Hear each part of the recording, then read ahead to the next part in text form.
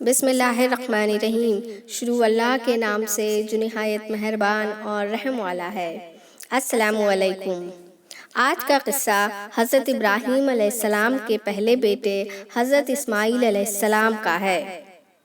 آپ کی ماں کا نام حضرت ہاجرہ تھا جو بادشاہ مصر فرعون کی بیٹی تھیں۔ آپ کی نبوت کا علاقہ پورا ریگستان عرب تھا۔ آپ کی نسل میں ختم المرسلین حضرت محمد صلی اللہ علیہ وسلم ہیں، جن کے بعد اب قیامت تک کوئی نبی نہیں آئے گا۔ حضرت ابراہیم علیہ السلام کو تقریباً 87 برس تک کوئی اولاد نہ ہوئی، تو انہوں نے اللہ سے ایک نیک اور صالح بیٹا عطا کرنے کی دعا کی، جسے اللہ تعالیٰ نے قبول کر لیا، اور حضرت ہاجرہ سے ایک بیٹا پیدا ہوا جس کا نام اسماعیل رکھا گیا۔ چونکہ حضرت اسماعیل علیہ السلام دوسری بیوی حضرت ہاجرہ سے پیدا ہوئے، اس لیے بڑی بیوی حضرت سارہ کو بہت رنج ہوا۔ وہ بڑی اور گھر کی مالکہ تھیں، جبکہ حضرت ہاجرہ چھوٹی بیوی اور زمانے کے رواج کے مطابق ان کی خدمت گزار تھیں۔ انہوں نے حضرت ابراہیم علیہ السلام سے ضد کی کہ دونوں کو مجھ سے دور لے جائیں اور دوسری جگہ رکھ دیں۔ حضرت ابراہیم علیہ السلام کو یہ بے حد ناگوار گزرا، مگر اللہ تعالیٰ نے انہیں اطلاع کی کہ مصلحت یہی ہے کہ ان دونوں کو دور عرب کے ریگستان میں فاران کے مقام پر لے جا کر چھوڑاؤ۔ حضرت ابراہیم علیہ السلام ہاجرہ اور دودھ پیتے بچے حضرت اسماعیل علیہ السلام کو لے کر چلے، اور ہزاروں میل کا فاصلہ طے کر کے جہاں آج خانہ کعبہ ہے، اس جگہ ایک بڑے درخت کے نیچے تھوڑی اونچی جگہ پر ان کو چھوڑا۔ وہ جگہ بالکل ویران اور غیر آباد تھی۔ دور دور تک ہریالی یا کوئی آبادی نہ تھی، اور پانی کا بھی نام و نشان تک نہ تھا۔ اس لیے ابراہیم علیہ السلام نے ایک مشکیزہ پانی اور کھجور کی ایک تھیلی ان کو دے دی اور واپس روانہ ہو گئے۔ حضرت ہاجرہ ان کے پیچھے پیچھے 2 بار یہ کہتی ہوئی چلیں کہ آپ ہم کو ایسے ویران وادی میں چھوڑ کر کیوں جا رہے ہیں؟ لیکن آپ نے کوئی جواب نہ دیا، چلتے رہے۔ تیسری بار حضرت ہاجرہ نے پوچھا کہ کیا اللہ نے آپ کو ایسا حکم دیا ہے؟ آپ علیہ السلام یعنی ابراہیم علیہ السلام نے بنا مڑے فرمایا، ہاں، یہ اللہ کا حکم ہے۔ ہاجرہ نے یہ سنا تو کہا کہ جب اللہ کی مرضی ہے تو بلا شبہ اللہ ہم کو ضائع نہیں کرے گا، اور وہ واپس لوٹ آئیں۔ حضرت ابراہیم علیہ السلام جب ایک ٹیلہ پر پہنچے جہاں سے ان کی بیوی اور دودھ پیتا بیٹا حضرت اسماعیل علیہ السلام نظر نہیں آ رہے تھے، تو اس طرف جہاں آج خانہ کعبہ ہے اپنا رخ موڑا اور ہاتھ اٹھا کر دعا مانگی، پروردگار، ایک ایسے میدان میں جہاں کھیتی کا نام و نشان نہیں ہے، اپنی اولاد کے ایک حصے کو تیرے محترم گھر یعنی خانہ کعبہ کے پاس لا کر بسایا ہے تاکہ نماز قائم کریں، بس تو اپنا فضل و کرم ایسا کر کہ لوگوں کے دل ان کی طرف مائل ہو جائیں اور انہیں کھانے کو پھل دے تاکہ تیرے شکر گزار رہیں۔ یہ دعا ایسی قبول ہوئی کہ آج تک دنیا میں پیدا ہونے والے بہترین پھل اور میووں کی کھیپ کے کھیپ مکہ کی سرزمین پر پہنچتے چلے آ رہے ہیں۔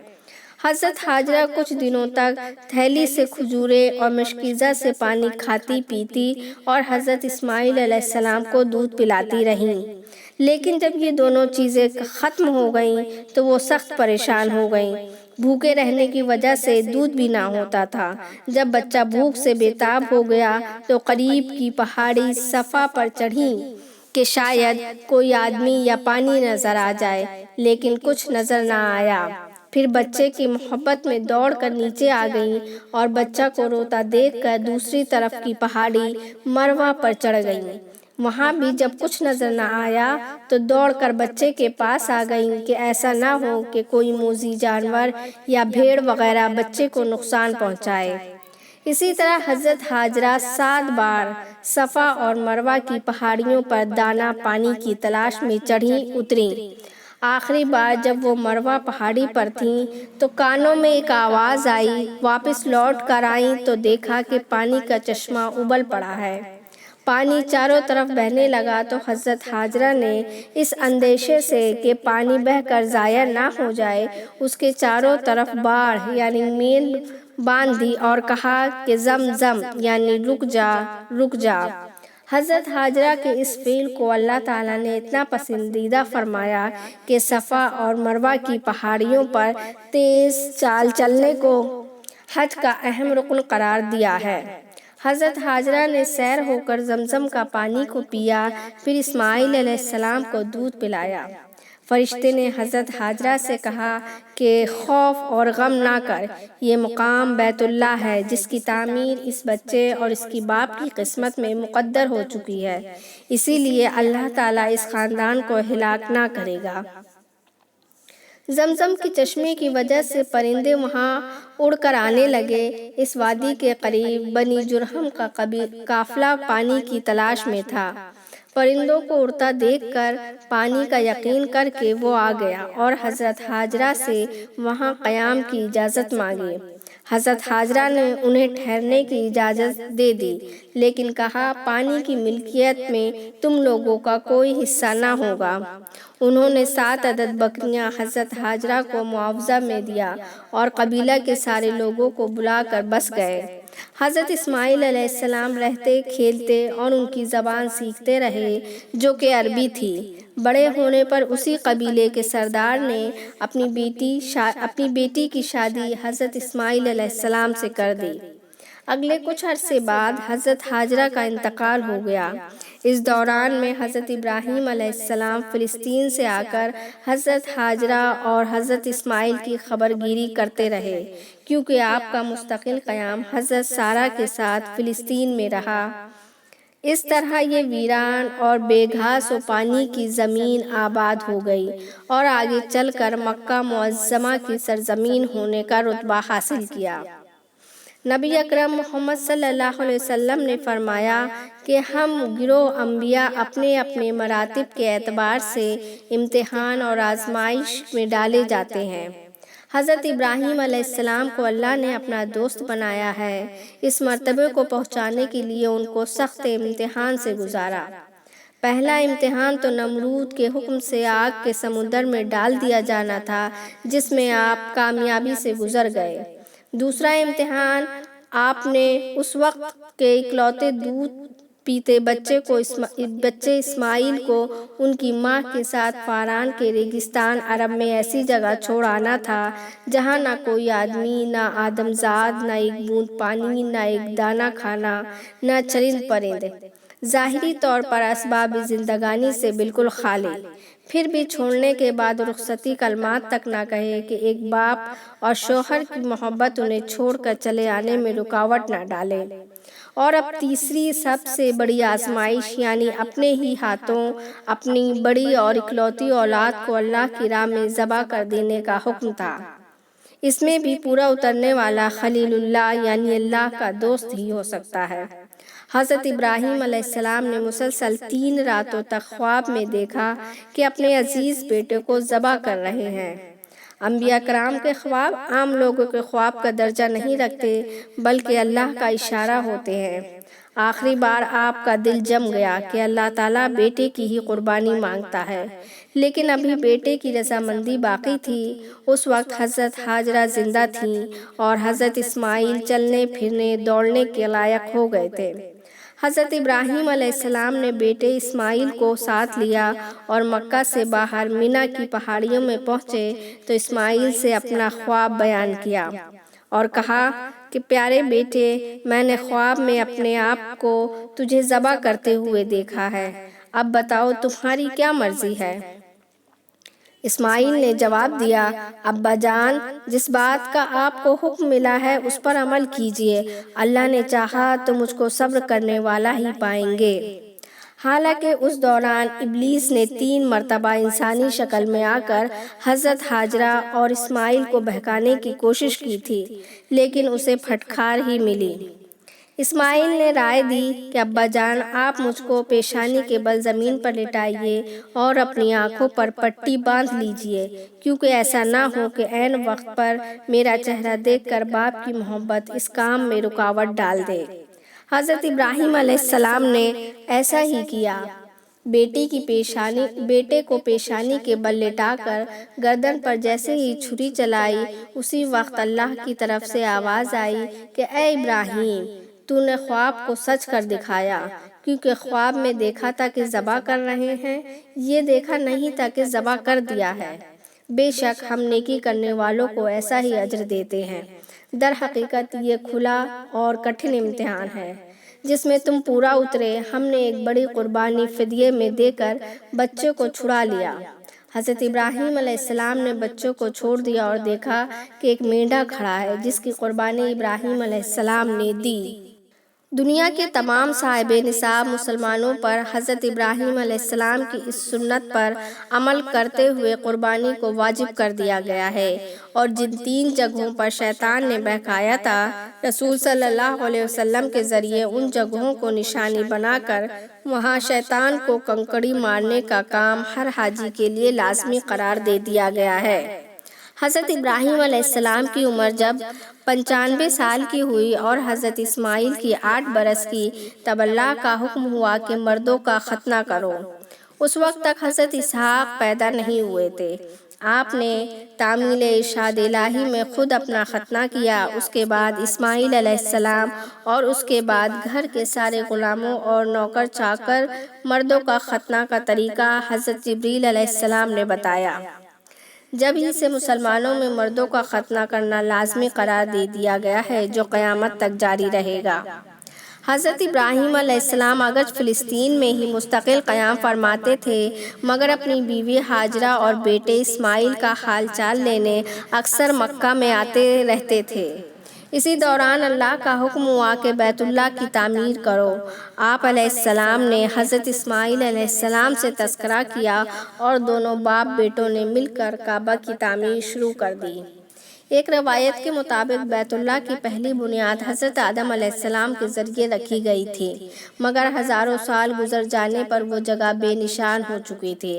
البتہ وہ ایک ابھرے ہوئے ٹیلے کی شکل میں موجود تھی، جس کی نشاندہی حضرت جبریل علیہ السلام نے حضرت ابراہیم علیہ السلام کو کر دی۔ کھودنے پر پرانی تعمیر کی بنیادیں دکھائی پڑیں جن پر خانہ کعبہ کی تعمیر کی گئی، لیکن قرآن پاک نے خانہ کعبہ کی تعمیر کا سلسلہ حضرت ابراہیم علیہ السلام سے ہی شروع کیا ہے۔ اس سے پہلے کی حالت کا کوئی تذکرہ کلام پاک میں نہیں ہے۔ خانہ کعبہ کی تعمیر کی جگہ کی نشاندہی حضرت جبریل علیہ السلام نے کر دی تھی۔ زمزم کے پانی ٹیلے کو دونوں باپ بیٹوں نے صاف کیا اور تعمیر کا کام شروع کیا۔ خانہ کعبہ کی تعمیر کے لیے حضرت اسماعیل علیہ السلام پتھر اور گارا دیتے تھے اور حضرت ابراہیم علیہ السلام اس کی چنائی کرتے تھے۔ جب اس کی دیوار اوپر اٹھنے لگیں تو حضرت اسماعیل علیہ السلام اپنے ہاتھوں پر پتھر کا پاٹ اٹھائے رکھتے اور حضرت ابراہیم علیہ السلام اس پر چڑھ کر تعمیر کرتے جاتے۔ یہی وہ یادگار ہے جسے آج مقام ابراہیم کہا جاتا ہے۔ جب دیواریں اتنی اونچی ہو گئیں جہاں آج حجر اسود نصب ہے، تو جبریل علیہ السلام نے سامنے کی پہاڑی سے اس مقدس کالے پتھر کو نکال کر دیا جسے جنت کا لایا ہوا پتھر کہا جاتا ہے، اور جس جگہ کی نشاندہی کی اسی جگہ دیوار میں اس مقدس پتھر کو چن دیا گیا۔ اسی پتھر کا نام حجر اسود ہے، جس کا اردو ترجمہ کالا پتھر ہے۔ جب خانہ کعبہ بن کر تیار ہو گیا تو اللہ تعالیٰ نے ابراہیم علیہ السلام کو بتایا کہ آج سے یہ گھر ملت ابراہیمی کے تمام مسلمانوں کے لیے قبلہ یعنی اللہ کے سامنے جھکنے کا نشان ہے، اس لیے یہ توحید کا مرکز قرار دیا جاتا ہے۔ خانہ کعبہ کی تعمیر کرتے ہوئے حضرت ابراہیم علیہ السلام یہ دعائیں کرتے جاتے تھے: اے پروردگار، اس شہر یعنی مکہ کو امن کا شہر بنا دے، مجھے اور میری اولاد کو بت پرستی سے بچا۔ بتوں نے اکثر لوگوں کو گمراہی میں ڈال دیا ہے، ممکن ہے کہ میری اولاد کو بھی یہ گمراہ کر دیں، لہٰذا ان میں سے جو میری سنت پر چلے وہ میرا ہے، اور جو میرے طریقے کے خلاف طریقہ اختیار کرے اس کے معاملے میں تو رحم فرما۔ اے رب، میں نے ایک ایسی وادی میں جو کھیتی کرنے لائق زمین نہیں تھی وہاں اپنی اولاد کے ایک حصے کو تیرے محترم گھر یعنی خانہ کعبہ کے نزدیک بسا دیا ہے تاکہ وہ نماز قائم کریں، لہٰذا تو لوگوں کے دلوں کو ان کی طرف مائل کر دے اور انہیں پھلوں اور اناج کے پیداوار کی رزق عطا کر دے تاکہ وہ تیرے شکر گزار ہوں۔ اے اللہ، اس کے باشندوں میں سے جو اللہ پر اور آخرت پر ایمان لائیں انہیں ہر قسم کے پھلوں کے رزق سے نواز دے۔ جواب میں اللہ تعالیٰ نے ارشاد فرمایا، روزی تو میں ان کو بھی دوں گا جو کفر اور شرک کریں گے، البتہ قیامت کے دن انہیں گھسیٹ کر جہنم میں پھینک دیا جائے گا جو بدترین ٹھکانہ ہے۔ اللہ تعالیٰ نے اس دعا کو کیا قبول فرمایا کہ دنیا کے کونے کونے سے وہاں پیدا ہونے والے پھلوں اور میووں کی بہترین کوالٹی کھیپ کی کھیپ مکہ مکرمہ میں آ جاتی ہے۔ یہ شہر امن اور شانتی کا گہوارہ ہے۔ بے شک سب سے پہلا گھر جو لوگوں کے لیے اللہ کی عبادت کے لیے بنایا گیا وہ وہی ہے جو مکہ میں ہے۔ وہ سراسر بابرکت ہے، وہ دنیا والوں کے لیے ہدایت کا سرچشمہ ہے جس میں کھلی کھلی نشانیاں ہیں۔ مقام ابراہیم ہے، اس میں جو آ جائے امن والا ہو جاتا ہے۔ صحیح احادیث کے مطابق اس میں قتل، خون ریزی، لڑائی جھگڑا، شکار یہاں تک کہ درخت تک کا کاٹنا ممنوع ہے۔ اللہ تعالیٰ نے صاحب استطاعت کے لیے اس گھر کا حج فرض قرار دیا ہے۔ دونوں باپ بیٹے مل کر یہ بھی دعا کرتے جاتے کہ یا الہی ہماری یہ خدمت قبول فرما، ہم کو اپنا فرما بردار اور اطاعت گزار بنا دے، ہماری نسل سے ایسی قوم اٹھا جو تجھ پر ایمان لانے والی اور تیری ہی عبادت کرنے والی ہو، ان کو اپنی بندگی کے طریقے بتلانے کے لیے انہیں کی قوم میں سے ایسا رسول مبعوث فرما جو انہیں تیری آیات سنائے، ان کو کتاب، حکمت اور شریعت کی تعلیم دے اور ان کی زندگیوں کو سنوار دے، تو بڑا زبردست اور حکمت والا ہے۔ خانہ کعبہ کی تعمیر اور طواف حج کے بعد حضرت ابراہیم علیہ السلام نے اس کی تولیت حضرت اسماعیل علیہ السلام کے سپرد کی اور خود فلسطین واپس تشریف لے گئے۔ وہاں سے اپنی بیوی حضرت سارہ اور حضرت اسحاق کے ساتھ حج کعبہ کے لیے برابر آتے رہے۔ حضرت اسماعیل علیہ السلام ان کی خدمت کر کے خوش ہوتے۔ اللہ تعالیٰ نے حضرت اسماعیل علیہ السلام کو 12 بیٹوں اور ایک بیٹی سے نوازا۔ ان 12 بیٹوں سے 12 قبیلے وجود میں آئے، سب نے مکہ اور اس کے اطراف میں رہائش اختیار کی۔ ان کی روزی کا ذریعہ تجارت تھی جو زیادہ تر یمن، شام اور مصر سے کرتے تھے۔ بعد میں صرف 2 قبیلوں نابت اور قیدار کے وجود کی تاریخ ملتی ہے، باقی قبیلوں کی تاریخ نہیں ملتی۔ نابت کی نسل اصحاب الحجر کہلائی اور قیدار بنی اسماعیل کی نسل مکہ میں ہی رہی، وہیں پھلتی پھولتی رہی۔ ان میں کنانہ کی نسل سے خاندان قریش سے بنو ہاشم میں آخری نبی اور رسول حضرت محمد صلی اللہ علیہ وسلم مبعوث ہوئے۔ حضرت اسماعیل علیہ السلام کا انتقال 136 سال کی عمر میں ہوا۔ اس وقت ان کے سامنے ان کی اولاد اور نسل کا سلسلہ حجاز، شام، عراق، فلسطین اور مصر تک پھیل چکا تھا۔ تو آج کا قصہ تھا حضرت اسماعیل علیہ السلام کے بارے میں۔ انشاءاللہ اگلی ویڈیو میں جلد ملیں گے، تب تک کے لیے چینل کو لائک، شیئر اور سبسکرائب ضرور کریں۔ اللہ حافظ۔